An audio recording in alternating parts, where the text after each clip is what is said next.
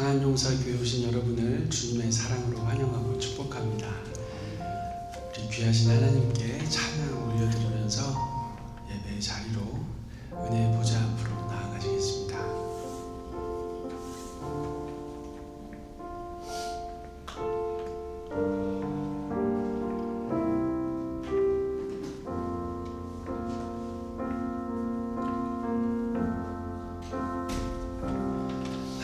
하나님은 너를 만드신 분, 너를 가장 많이 알고 계시며, 하나님은 너를 만드신 분, 너를 가장 깊이 이해하신단다. 하나님은 너를 지키시는 분, 너를 절대 포기하지 않으며, 하나님은 너를 지키시는 분, 너를 쉬지 않고 지켜보신단다. 그의 생각 셀 수 없고, 그의 자비 무궁하며, 그의 성실 날마다 새롭고, 그의 사랑 끝이 없단다. 하나님은 너를 원하시는 분, 이 세상 그 무엇 그 누구보다 하나님은 너를 원하시는 분, 너와 같이 있고 싶어 하신단다. 하나님은 너를 인도하는 분, 광야에서도 폭풍 중에도 하나님은 너를 인도하는 분, 푸른 초장으로 인도하신단다. 그의 생각 셀 수 없고, 그의 자비 무궁하며, 그의 성실 날마다 새롭고, 그의 사랑 끝이 없단다. 그의 생각 셀 수 없고, 그의 자비 무궁하며, 그의 성실 날마다 새롭고, 그의 사랑 끝이 없단다.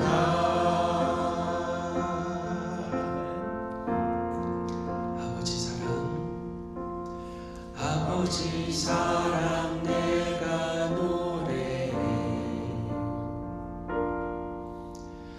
아버지 은혜 내가 노래해. 그 사랑 변함없으신, 거짓없으신, 성실하신 그 사랑, 상한 갈 때 꺾지 않으시는, 꺼져가는 등불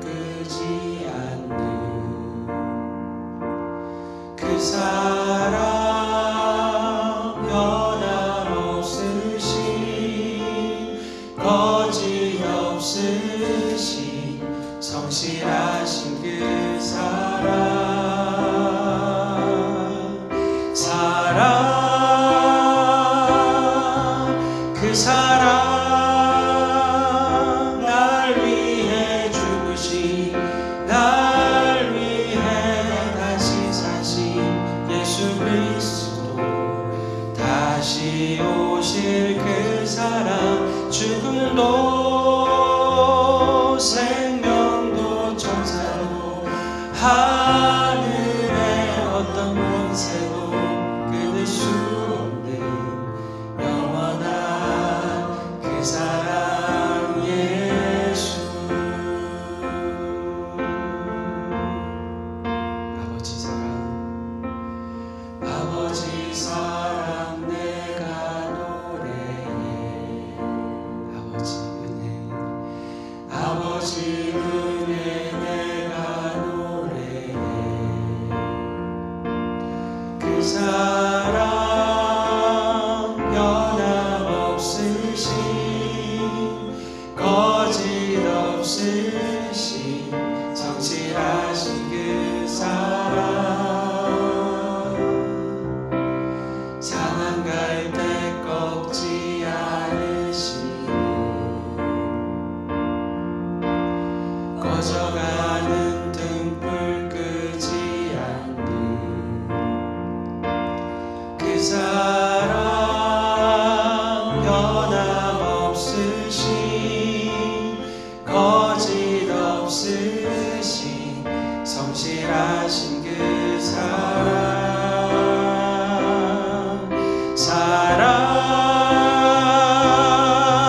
그 사랑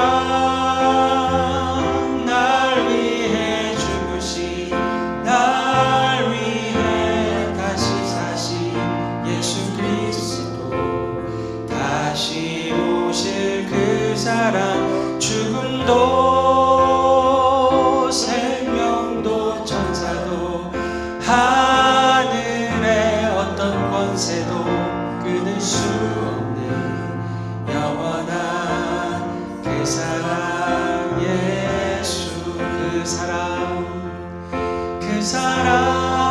사랑 날 위해 죽으신 날 위해 다시 사신 예수 그리스도 다시 오실 그 사랑 죽음도 생명도 천사도 하늘의 어떤 권세도 끊을 수 없는 영원한 그 사랑 예수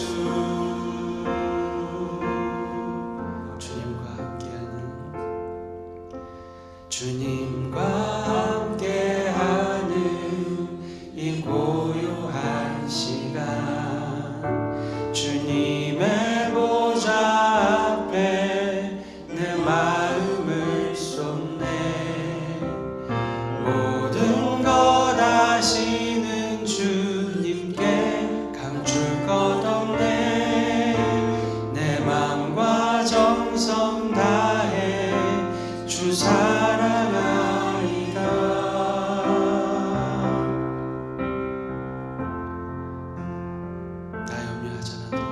나 염려하잖아도 내 쓸 것 아시니 나 오직 주의 얼굴 구하게 하소서 다 이해할 수 없을 때라도 감사하며 날마다 순종하며 주 따르오리다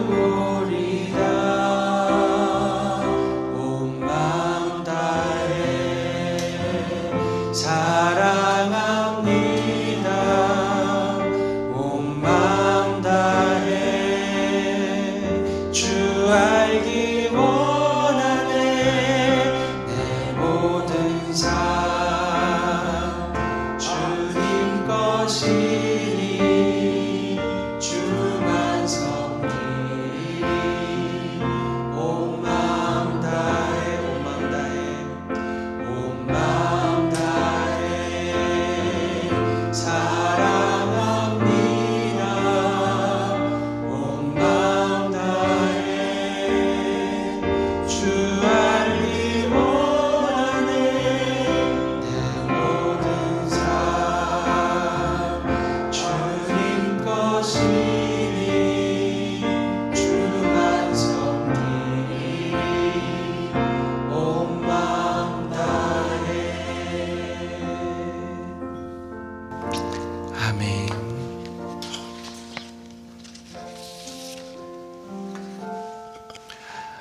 하나님의 말씀은 창세기 1장 26절에서 27절 말씀입니다.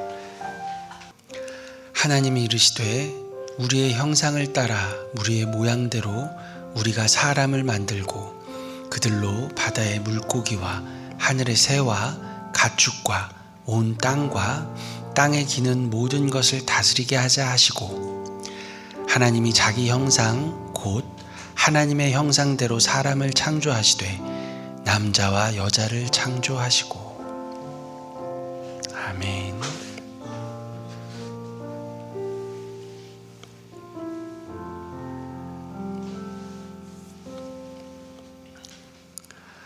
제가 마가복음 1장을 강해했죠. 이제 1장을 마무리하고 이제부터는 주제 설교를 좀 하려고 하는데요.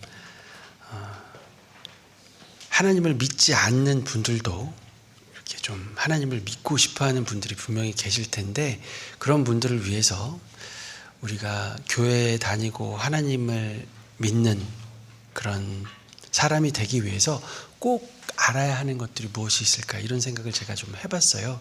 그래서 그런 것들을 주제로 선정을 해서 말씀을 전하려고 합니다. 오늘은 하나님의 형상에 대해서 우리가 좀 이야기 나눠보려고 해요. 자, 오늘 말씀을 보면 하나님이 이르시되 우리의 형상을 따라 우리의 모양대로 우리가 사람을 만든다, 이런 표현이 있죠.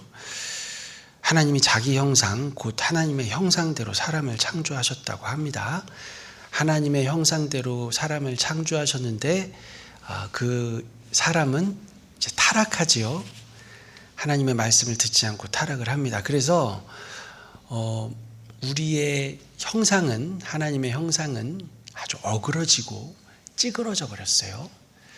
하지만 이 하나님의 형상이 다 없어져 버린 것이 아닙니다. 창세기 9장 6절에 보면 이는 하나님이 자기 형상대로 사람을 지으셨음이니라, 이런 말씀을 하시는데요. 이때는 인간이 타락한 이후입니다. 사람을 죽여서는 안 된다라는 말씀을 하시면서 그 이유를 말씀하시는데, 너희는 하나님의 형상으로 지음받았기 때문에 사람을 죽여서는 안 된다, 이런 말씀을 하시거든요. 그러니까 인간이 타락했지만 하나님의 형상은 여전히 남아있는 겁니다. 그리고 이제 형상이라는 표현도 썼다가 모양이라는 또 단어를 사용하지요.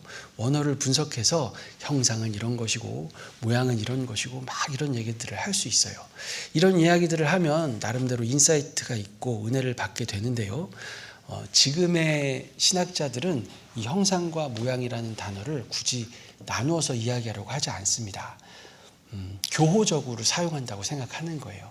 예를 들면 이런 겁니다. 성경에서 많이 표현하는 것 중에 하나가 기뻐하고 즐거워하라, 이런 표현 많이 쓰잖아요. 근데 이것을 기쁨은 어떤 뜻이고 즐거움은 어떤 뜻이라서 우리가 이런 것들을 생각해야 된다라고 분석하기보다는 이거는 많이 기뻐하라는 이야기거든요.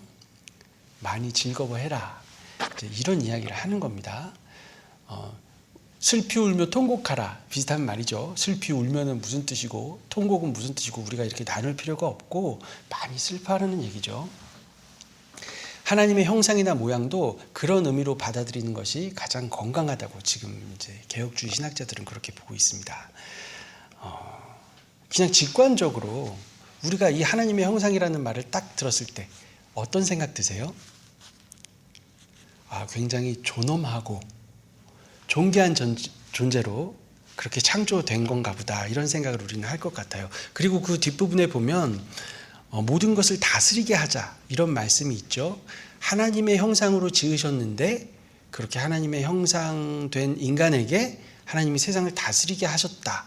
그 본문을 보니까 기능적으로는 이 하나님의 형상이라는 것이 이 세상을 다스리는 것 아닌가, 또 이런 생각도 우리가 할 수 있을 것 같아요. 또 신약 성경에도 이 하나님의 형상에 대한 이야기가 나옵니다. 우리 신학도들은 앱사이사 골30 이렇게 배우는데요. 에베소서 4장 24절 한번 보시면 하나님을 따라 의와 진리의 거룩함으로 지으심을 받은 새 사람, 이런 표현이 나옵니다. 의와 진리의 거룩함으로 지으심을 받았다는 거죠. 그리고 또 골로새서 3장 10절을 보면 자기를 창조하신 이의 형상을 따라 지시게까지 새롭게 하셨다, 이런 표현이 나옵니다. 우리가 쉽게 이야기하면 하나님의 형상이라는 존재는 굉장히 의롭고 존귀하고 굉장히 윤리적이고 거룩하고 그리고 지식에까지, 그러니까 우리의 이성도 굉장히 탁월한 어떤 그런 생각이 좀 드시죠. 우리의 존재가 이렇게 좀 영광스럽고 아주 탁월하다, 이런 생각이 좀 듭니다. 하나님의 형상은 윤리적이고 영적인 어떤 성품이다, 이런 생각을 우리가 할 수 있죠. 그런데 여러분, 좋은 생각 같은데요, 이런 식으로 나가다 보면 이단으로 흘러가기가 참 쉽습니다. 이게 왜 이단으로 빠지기가 쉽냐면 인간을 너무 이렇게 대단하게 생각하는 거예요. 하나님의 형상이 지금도 남아있기 때문에, 그리고 그 하나님의 형상은 너무나 엄청난 거기 때문에 우리가 노력하고 애쓰면 선해질 수도 있고 의로워질 수도 있고 하나님의 형상을 다시 회복할 수도 있다, 이런 분위기가 되는 거예요. 그래서 내가 애쓰고 수양을 잘하면 선하고 아름다워져서 구원에 이를 수도 있다, 여기까지 갑니다. 내가 노력해서 구원에 이를 수도 있다, 여러분, 이거는 잘못된 사상입니다. 이제 이렇게 잘못된 생각으로 흘러갈 수가 있는 거예요. 자, 그런데 우리 개혁 신학은 이렇게 말하지 않습니다. 우리의 의는 다 부서지고 엉망진창이 됐다고 말하는 거예요. 왜 이렇게 꼭 얘기를 할까요? 제가 어려운 얘기 하나만 더 할게요. 어거스틴이라는 학자가 있었어요. 엄청난 학자인데요.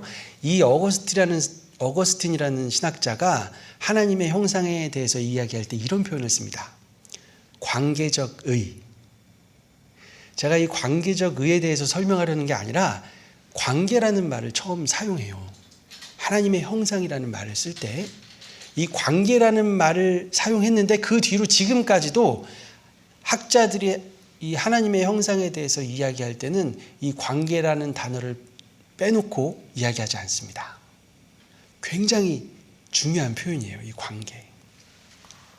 자, 여러분, 하나님이 인간을 창조하셨어요. 그러면 내가 딱 생명이 돼서 인간이 된 순간 앞에 하나님이 계시겠죠. 하나님과 내가 관계를 맺고 있는 거예요. 그러면 하나님은 어떤 분일까요? 여러 가지 이야기를 할 수 있지만 오늘 주제에 맞는 이야기를 하면 하나님은 나를 판단하시는 분이에요. 내가 선한지 악한지 판단하시는 분이에요. 내가 하나님을 판단할 수는 없는 건데요. 그런데 우리는 하나님을 판단하고 싶어 하거든요. 여러분이 선과 악에 대한 이야기를 조금만 더 해볼게요. 관계를 떠나면요, 이 선이나 악이라는 말은 의미가 아예 없어집니다. 여러분 생각을 해볼게요. 우리가 풀 한 폭이라도 앞에 있어야 그 풀을 내가 아무 이유 없이 칼로 이렇게 싹 베버렸어요. 그러면 풀 입장에선 제가 악하다고 할 수 있잖아요. 그런데 이 대상이 없어요. 풀이 없고 아무것도 없고 진공이야. 진공밖에 없어. 그런데 제가 진공에다가 칼을 아무리 휘둘러도 악이라고 말할 수가 없잖아요. 그러니까 이 선과 악의 개념은 대상이 있어야 합니다. 하나님이 계시고 인간이 있고 여기서 시작하는 거잖아요. 그리고 하나님께서는 판단하시는 분이고 나는 판단받는 존재예요. 그런데 그게 싫다는 겁니다. 자, 하나님께서 선악과를 따먹지 말라고 명령하실 수 있어요. 창조주니까. 얼마든지 그럴 수 있잖아요. 그런데 인간은 왜 이걸 먹지 말라는 거지? 나는 먹고 싶은데? 그러면서 먹어요. 먹는 순간 어떤 일이 일어나냐면 내가 하나님을 판단하는 거예요. 내가 하나님을 판단하는 존재가 되겠다는 거예요. 여러분, 이것이 어디까지 가냐면요, 아무것도 아닌 것 같지만 이것은 단지 어떤 규범 하나를 어긴 게 아니에요. 어떤 존재의 구테타 같은 겁니다. 이게 어디까지 가냐면 내가 할 수만 있다면 하나님을 죽이고 싶어하는 존재가 바로 인간인 거예요. 여러분 눈치채셨을지도 모르겠지만 하나님의 형상이라는 것이 바로 이런 겁니다.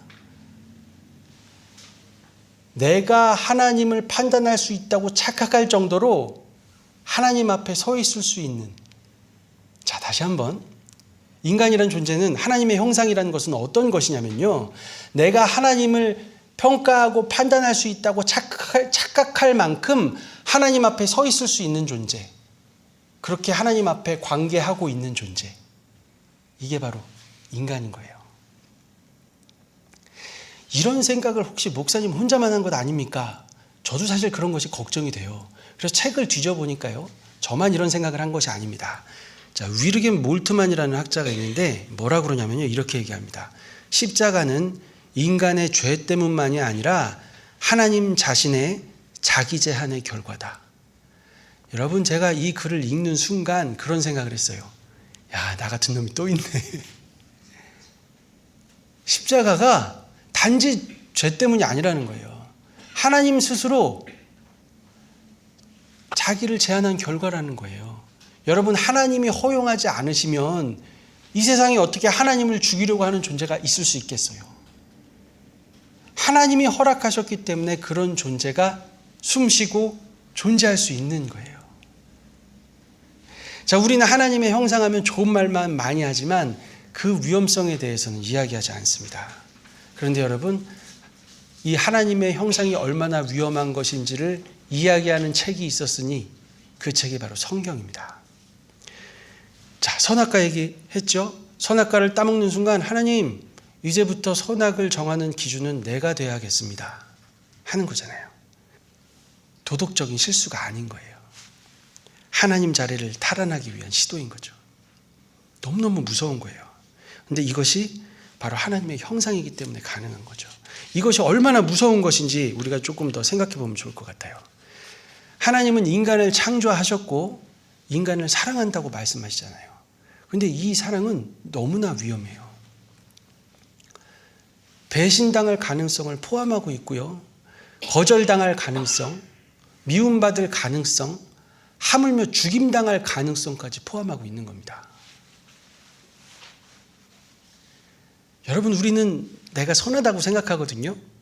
어려운 사람이 있으면 돕고 싶고 막 불쌍히 여길 뿐만 아니라 지나가는 길고양이만 봐도 막 너무 안쓰럽고 막 먹이 주고 싶고, 그런 나를 악하다고 하니까 이해를 못해요. 그런데 여러분, 조금만 더 생각해 보세요. 나를 누군가가 판단하고 있다면 우리는 견디지 못합니다. 여러분, 견디지 못합니다. 하나님이라는 존재를 죽이고 싶어하는 존재라면 우리가 아무것도 안 하고 숨만 쉬고 있어도요, 그런 존재가 바로 악 그 자체인 거예요. 우리가 어떤 행위를 해야 우리는 악하다고 생각하지만 우리는 언제든지 하나님을 죽이고 싶어 합니다. 내가 존재하는 한 이 땅이 정의롭거나 선할 수 없는 거예요. 우리는 이 선을 어기는 게 아니라 선의 근원을 제거하려는 존재예요. 왜냐하면 내가 선이 되기 위해서. 선의 근원, 나를 판단하는 존재가 사라져야만 내가 선이 될 수 있는 거예요. 여러분, 제가 악마 얘기 한번 했죠. 악마가 그런 거예요. 나는 이렇게 선하고 아름다울 수 있는데 내가 스스로 아름다울 수 없다는 걸 깨닫게 돼요. 악마가. 내가 스스로 선할 수 없다고 하면서 뿔이 나기 시작하는 거예요. 이게 악마예요. 선함의 근원이 없이. 여러분, 이것이 사실이라면 어떤 제도, 어떤 정치, 어떤 교육, 어떤 혁명도 정의로운 세상을 만들어낼 수 없습니다. 내가 존재하기 때문에 그래요. 여러분, 많은 SF 소설이나 그 영화들, 만화들 보면 그런 얘기 많이 하잖아요. 인간이 문제다. 인간이 사라져야 된다. 이런 얘기 많이 하잖아요. 타노스 같은 아저씨도 그런 거죠. 인간이 너무 많아서 인간이 절반이 없어져야 된다. 이런 얘기 하잖아요. 여러분, 이게 뜬금없는 말도 안 되는 얘기가 아닙니다. 불교도 이런 말을 합니다. 정의롭게 살아야 돼. 사람이 선하고 아름답게 살아야 돼. 그래야 더 좋은 존재로 태어나. 그래서 이렇게 선하려고 애를 쓰거든요, 불교가. 그런데 아무리 선하려고 애를 써도 결국에 깨닫게 되는 건 뭐냐면 내가 존재하는 한 이 선할 수 없다는 걸 깨닫는 거예요. 그래서 해탈의 개념이 나오는 거예요. 내가 사라져야 돼. 내가. 물론 불교는 이렇게 표현을 안 합니다. 불교는 워낙 이 나중심적인 사고로 표현을 하기 때문에 이렇게 표현을 해요. 자, 내가 고통스러운 게 너무 싫어요. 불교의 시작은. 내가 고통스러운 게 너무 싫어. 그래서 이 고통의 원인이 뭔가를 잘 생각해 보니까 집착을 해. 그것 때문이야. 그러면 집착을 왜 해? 내가 있기 때문에. 나라는 존재가 집착을 자꾸 하니까 그래서 해탈 얘기가 나오는 거예요. 내가 사라져 버려야 돼. 물론 불교는 존재가 사라져야 된다는 게 아니라 이 자아의 해체를 얘기하는 건데요. 어찌 되었든 결론은 내가 사라져야 된다로 가는 거예요. 여러분, 인간이 있는 한 탐욕, 권력욕, 그리고 남과 비교하는 어떤 그런 것, 그리고 폭력, 여러분 결코 사라지지 않습니다. 결코 사라지지 않아요. 그래서 많은 사상과 서사가 인간 제거는 곧 평화, 이런 이야기를 하는 거예요. 그런데 기독교는 이것과 정말 말도 안 되는 결론을 이끌어냅니다. 전혀 다른 길을 가요. 자, 문제가 인간이라는 것은 똑같거든요. 근데 대부분 이제 공상과학 영화나 이제 사상은 인간이 문제이기 때문에 인간을 제거해야 된다 이건데요. 기독교는 어떻게 되냐? 문제가 인간인 건 똑같아요. 그런데 인간을 제거하는 게 아니라 하나님을 제거해요. 그래서 인간을 살리는 거예요. 여러분, 판사의 자리에 하나님이 계시고 피고인의 자리에 인간이 있는 거예요. 그런데 기독교는 판사가 피고인석으로 내려와서 대신 죽임을 당하는 거예요. 그러니까 이거는 철학든 종교든 어디에서 정말 듣도 보도 못한 그런 이야기입니다. 전례가 없어요. 십자가가 얼마나 충격적인 사건이냐면요, 이런 겁니다. 인간이 하나님께 얘기하는 거예요. 하나님, 당신은 필요 없어. 그러니까 하나님이 대답합니다.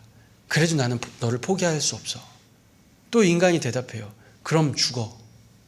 그러니까 하나님이 대답합니다. 그래, 그렇다면 네 손에 죽을게. 여러분, 이게 복음의 구주예요. 십자가입니다. 십자가는 이렇게 말합니다.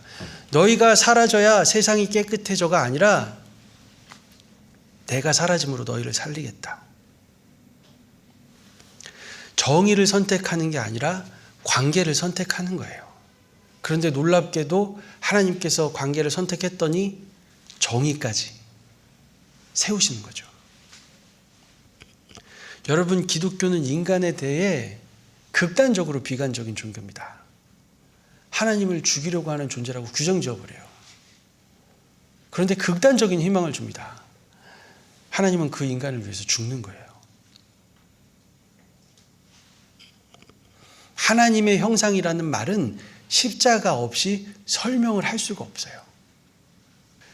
우리는 존귀하고 거룩하고 이렇게 사랑스러운 존재다, 사랑받아야 하는 존재라고 이렇게 말은 하는데요, 굉장히 무서운 겁니다. 이 하나님의 형상이라는 것은.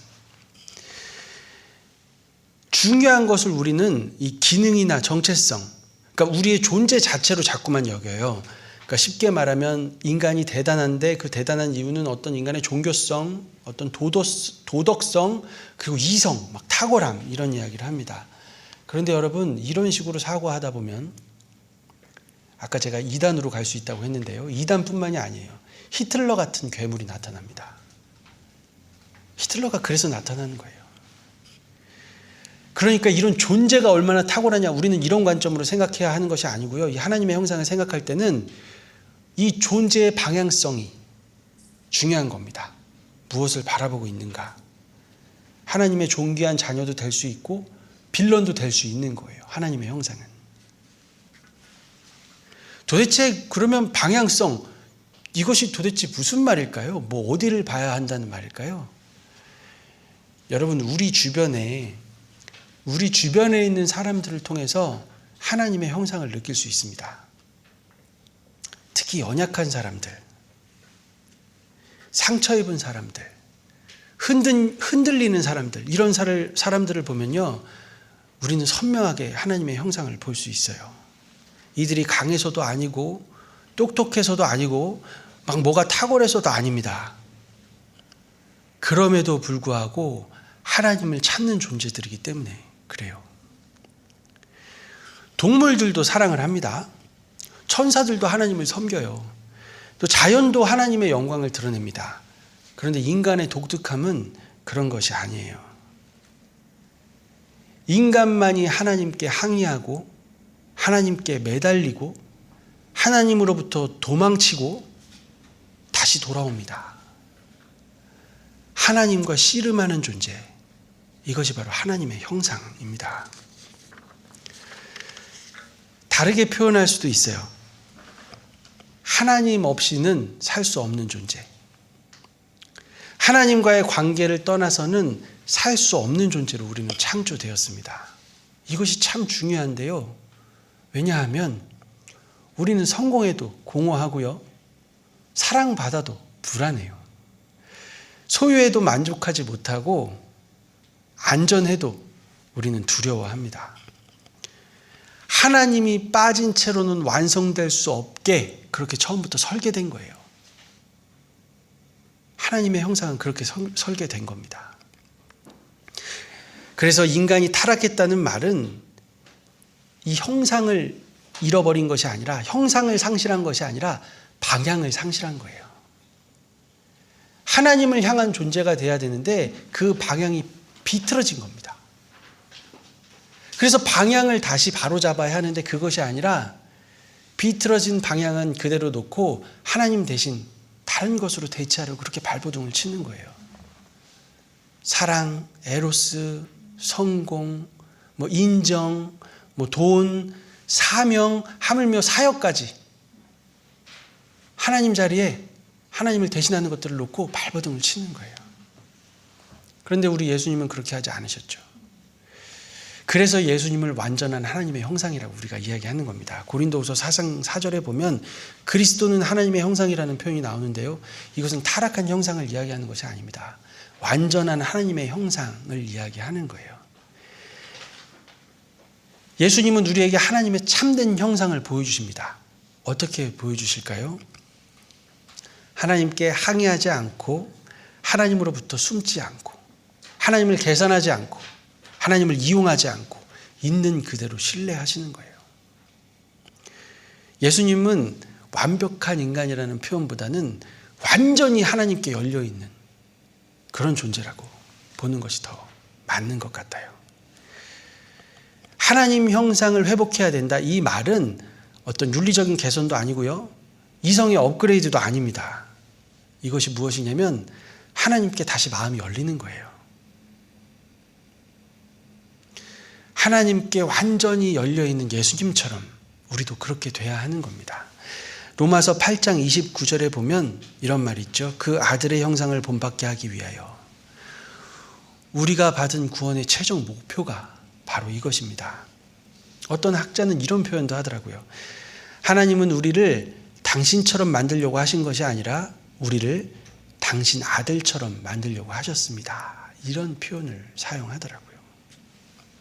여러분, 제가 은혜부에서 사역한 거 아시죠? 한 4년 사역했는데 그곳에는 발달장애 아이들과 자폐를 갖고 있는 아이들이 있어요. 자폐 있는 친구들하고 예배 드려보신 분들은 알 거예요. 뛰어다니고 막 머리 때리고 소리 지르고 아주 힘듭니다. 그래서 이런 사역을 할 때는 어떤 좋은 프로그램을 만들려고 하거나 아이들을 즐겁게 해주기 위해서 애를 써요. 근데 저는 사역하면서 그런 것에 신경 쓰지 않았어요. 어떻게 하면 이 아들과 정말 예배를 잘 드릴 수 있을까? 어떻게 하면 하나님 앞에 온전한 예배를 올려드릴 수 있을까? 이것 하나만 고민했습니다. 그런데 여러분, 정말 놀라워요. 자폐인데 뛰어다녀야 되는데 어느 순간 자리에 앉아서 설교하는 저를 이렇게 쳐다봅니다. 눈을 동그랗게 뜨고요. 소리를 지르기는 해요. 중간에 아멘 이럽니다. 여러분, 정말 놀라워요. 자폐인데 유튜브로 목사님 설교를 찾아 들어요.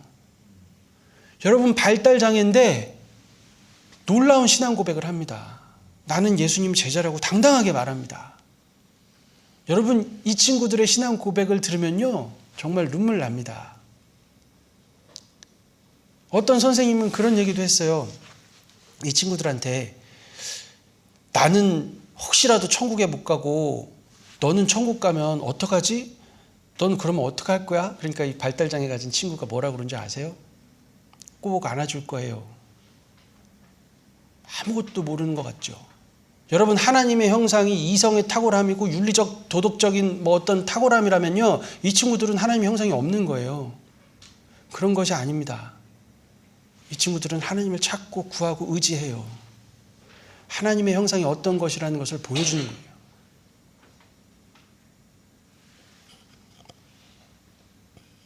여러분, 우리가 믿음이 좋은 것, 예수님을 잘 믿는 것은 너무 좋은데요.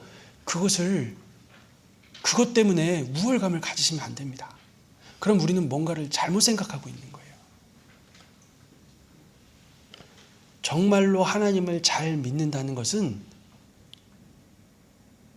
성격이 좋고 인격이 좋고 이런 게 아니라 정말 내가 아무것도 아니라는 걸 아는 거예요.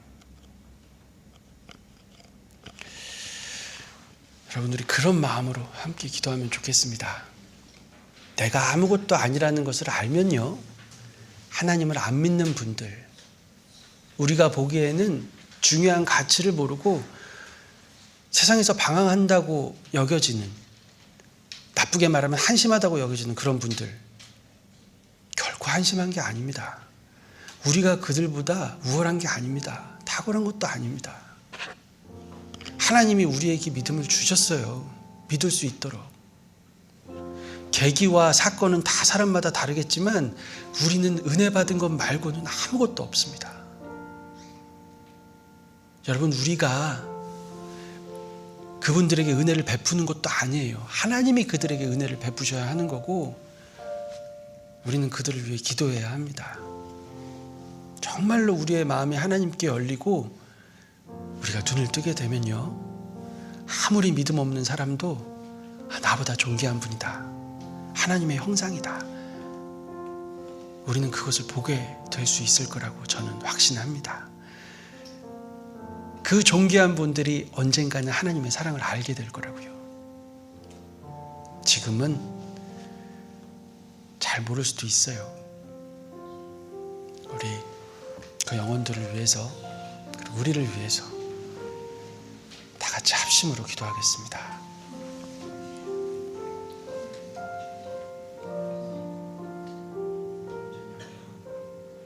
하나님,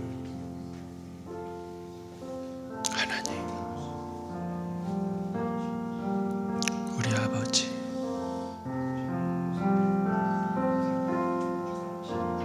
우리 아버지,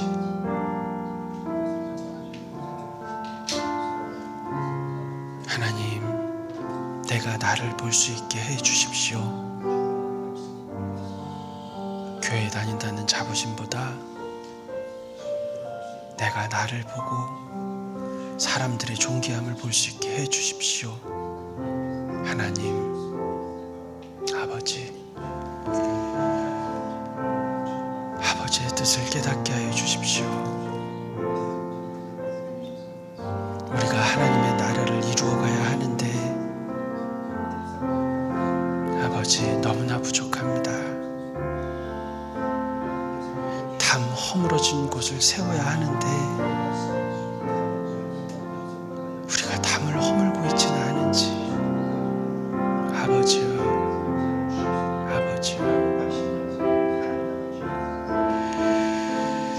주님, 하나님을 사랑하는 아들, 딸들, 하나님이 알고 계십니다.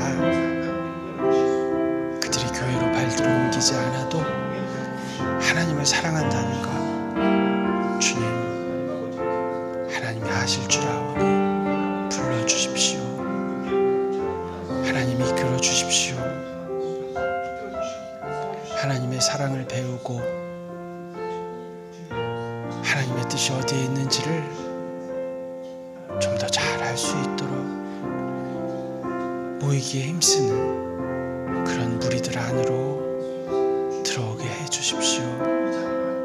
하나님, 우리 아버지, 하나님은 믿지만 교회는 믿고 싶지 않다 하는 많은 분들, 하나님 그 마음을 살처럼 부드럽게 해주셔서 그래도 교회에 나와 하나님을 배우고 교회가 어떤 곳인지, 하나님 허물어진 곳이 있다면 그 담을 다시 함께 메꿔가는 우리가 될 수 있도록 하나님 은혜 베풀어 주세요. 하나님, 감사합니다. 하나님께서 우리를 붙드시고 우리에게 힘 주시고 우리로 하여금 한 걸음 한 걸음 하나님을 향하여 갈 수 있도록 하여 주시니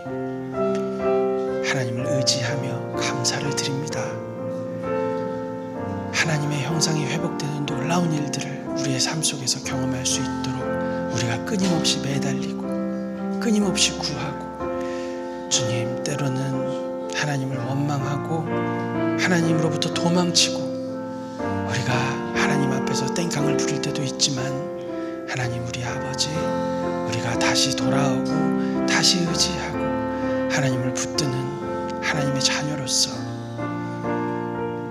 하나님 우리가 잘 자랄 수 있도록 이끌어 주시옵소서. 하나님, 주님께서 그렇게 이루실 줄을 믿습니다. 아버지, 한 사람 한 사람 붙들어 주시옵소서.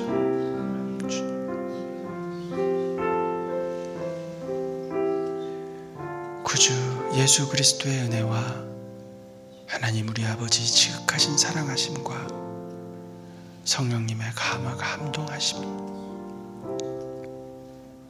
이제 하나님을 붙들고 매달리는 것이 하나님의 형상임을 알고 하나님께 감사함으로 찬양을 올려드리기로 다짐하는 사랑하는 우리 성도들, 아들, 딸들 한 심령 위에 이제로부터 영원토록 함께 있을지어다.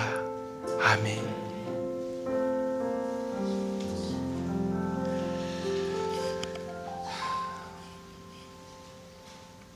감사합니다, 여러분. 사랑하고 축복합니다. 하나님께 영광의 박수로 올려드리겠습니다.